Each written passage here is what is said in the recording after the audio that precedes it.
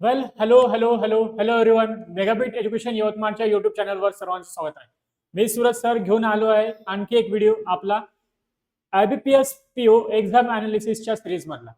विद्यार्थी मित्रांनो, I hope की तुम्ही फर्स्ट व्हिडिओ बघितला असेल, पहिला स्लॉट, आणि त्यामध्ये आलेले नंबर सिरीजचा सुद्धा मी एक स्पेशल व्हिडिओ बनवलेला होता, ज्याच्यामध्ये आपण 6 नंबर सिरीज पहिल्या स्लॉट मध्ये आलेले, देन काही मिसेलिनियस क्वेश्चन रिझनिंगचे, हे सुद्धा पहिल्या स्लॉटच्या एक्झाम अनालिसिस मध्ये होते. आता आपण घेऊन आलोय इथे सेकंड स्लॉटचं अनालिसिस, आणि सेकंड स्लॉट मध्ये फर्स्टच्या कंपॅरिझन मध्ये काही चेंजेस आहेत का, आणि या व्हिडिओमध्ये मी सेकंड, थर्ड आणि फोर्थ, थोडंसं मी क्लासरूम मध्ये असल्यामुळे मला नंतर पॉसिबल झालं नाही की सेकंड आणि थर्डचा वेगळा आणावं, तर त्यामुळे मी एकाच व्हिडिओमध्ये आपण सर्व कव्हर करणार आहोत. बघा, ओके. तर हा आहे फर्स्ट दिवस आणि सेकंड स्लॉटचं एक्झाम अनालिसिस. याच्यामध्ये बघा, ॲज एक्सपेक्टेड, जसं मी तुम्हाला म्हटलं होतं की पहिल्या याच्यामध्ये आपण बघितलं होतं सिम्प्लिफिकेशन आणि अप्रॉक्सिमेशनचे होते 6 क्वेश्चन पहिल्या स्लॉटमध्ये. सेकंड स्लॉटमध्ये तुमच्याकडे 5 क्वेश्चन आलेले होते, आणि मी तुम्हाला म्हटलं होतं की प्रिपेअर राहा. नेक्स्ट स्लॉटमध्ये तुम्हाला कंपल्सरी किंवा नेक्स्ट स्लॉटमध्ये तुम्हाला रॉंग नंबर सिरीज येण्याचे चान्सेस आहेत. पहिल्या स्लॉटमध्ये मिसिंग नंबर सिरीज आले होते, 6 होते, आणि याच्यामध्ये 5 नंबर सिरीज आले, ते पण रॉंग नंबर सिरीज आले. ठीक आहे. त्याच्यानंतर क्वांटिटी 1 आणि क्वांटिटी बेस चे क्वेश्चन्स आपल्याकडे आले, याचे 3 क्वेश्चन आलेले. त्याच्यानंतर टेबल DI हा होता एक, लाईन ग्राफ DI हा होता एक, केसलेट DI जो पहिल्या स्लॉट मध्ये 3 मार्क्स साठी विचारला होता, या स्लॉट मध्ये विचारला गेला पूर्ण 5 मार्क्स साठी.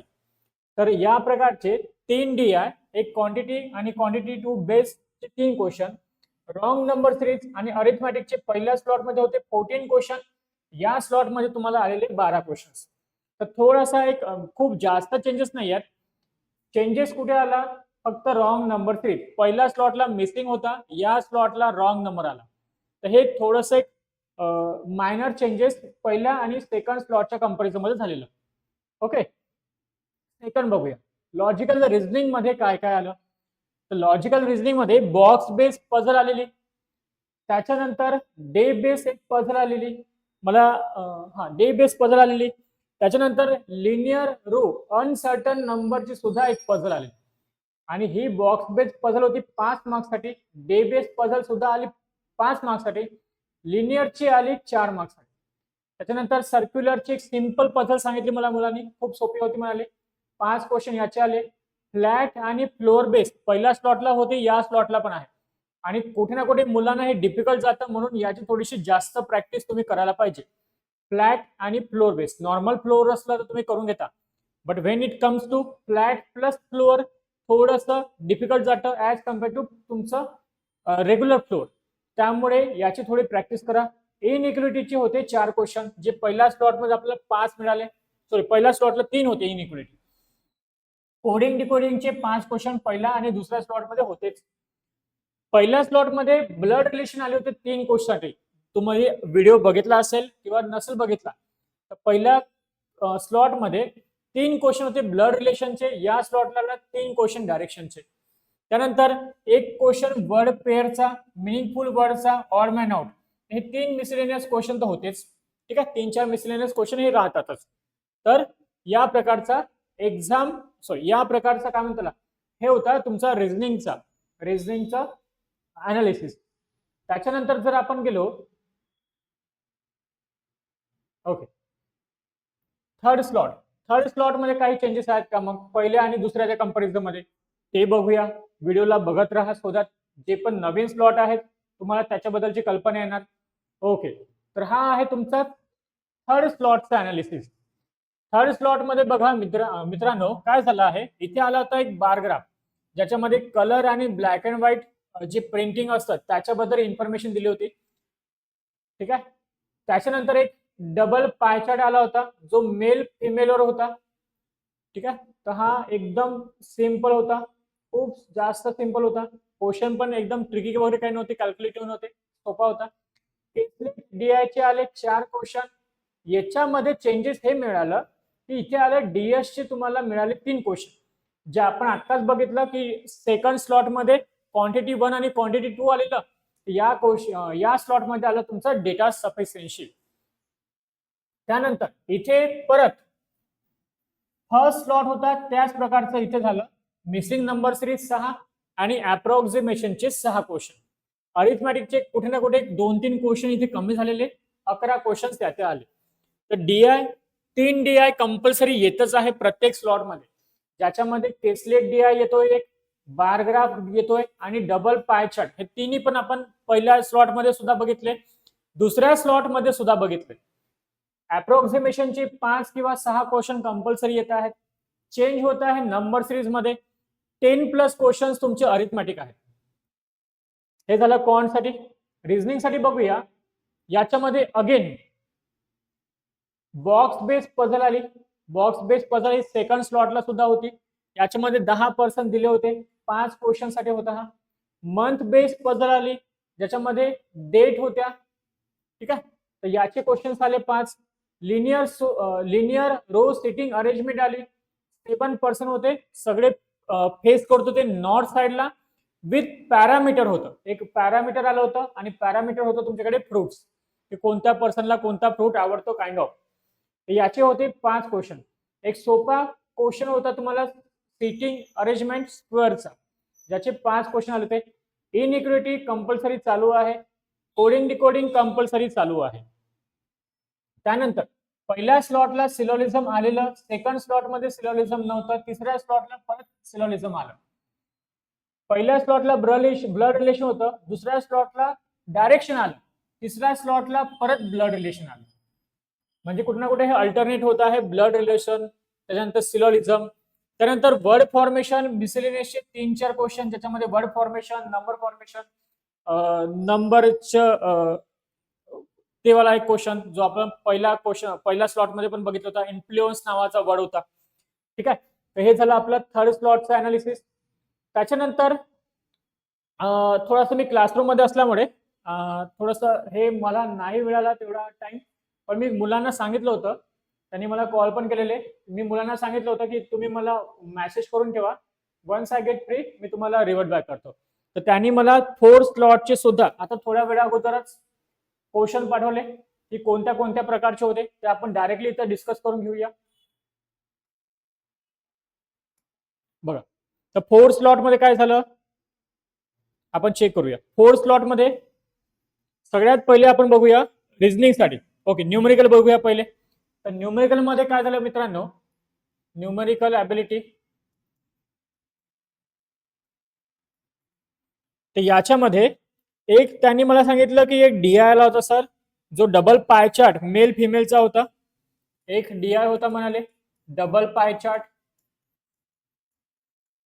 याच्यामध्ये सुद्धा मेल फिमेल बद्दल इन्फॉर्मेशन होती, असं याने पाठवलं मला. त्यानंतर याने म्हटलंय की एक परत टेबल डीआय होता,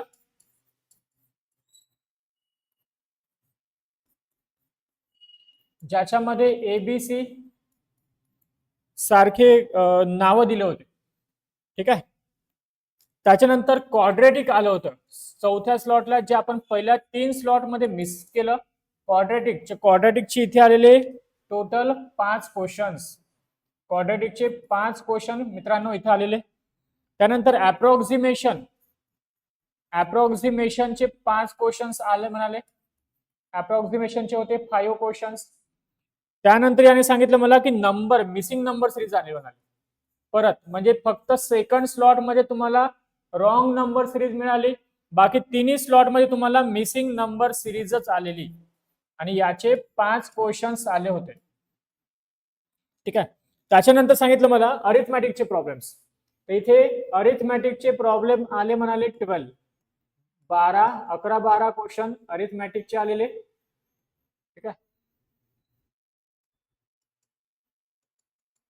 अरिथमॅटिक चे 12 क्वेश्चन या प्रकारचं. आणि हा म्हणतोय की मी अटेम्प्ट सर 22 केलेत, लेवल ऑफ डिफिकल्टी जास्त नव्हती, थोडासा माझी प्रिपरेशन कमी होती त्यामुळे माझा अटेम्प्ट कमी झाला, पण level of difficulty simple.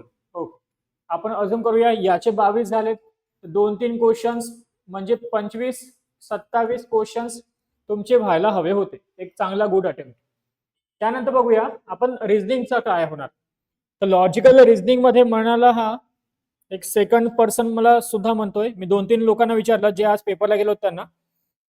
Month month with date 8%. Okay, एक पझल आलेली मंथ विथ डेट, मंथ आणि डेट याच्यामध्ये 8% होते. त्याच्यानंतर एक सिक्वेन्स बेस पझल आली म्हणतात, एक सिक्वेन्स बेस पझल आहे म्हणाला. आणि हे दोन्ही क्वेश्चन जवळपास 9-10 क्वेश्चन्स या 2 पझल मधून होते.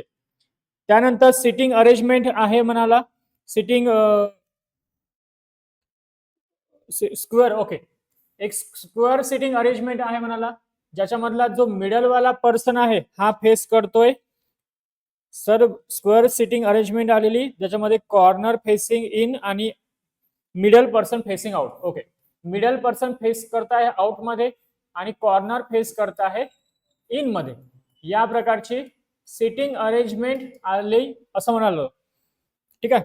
आणि एक आणखी आहे म्हणाला linear 7%, linear 7%, all are person facing north with flowers. Parameter दिला आहे तुम्हाला फ्लॉवर्स.